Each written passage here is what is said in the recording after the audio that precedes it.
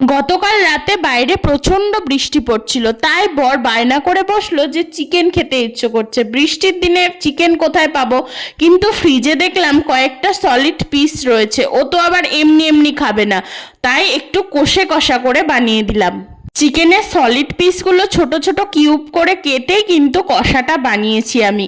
রেসিপিটা কিন্তু অবশ্যই চ্যানেলে চলে এসছে অলরেডি, অবশ্যই তোমরা দেখে নিও। আর সাথে ছিল গরম গরম রুটি, স্যালাডটা দেখেছো কি সুন্দর করে সাজিয়ে দিয়েছি। আর এই চিকেনটার ওপরে একটু ধনেপাতা দিয়ে দিয়েছিলাম, দেখতেও দারুণ লাগছিল আর খেতে তো অসাধারণ লাগছিল। তারপর দেখো স্যালাডটা ওর থালায় সাজিয়ে দিচ্ছি আমি। শসা, টমেটো, গাজর, পেঁয়াজ সমস্ত রকমই ছিল। আর এখানে 2 পিস চিকেন কারিও ছিল, সেটাও অ্যাড করে দিলাম।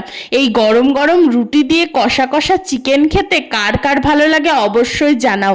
আর আমাদের ভিডিও ভালো লাগলে চ্যানেলটা সাবস্ক্রাইব করো।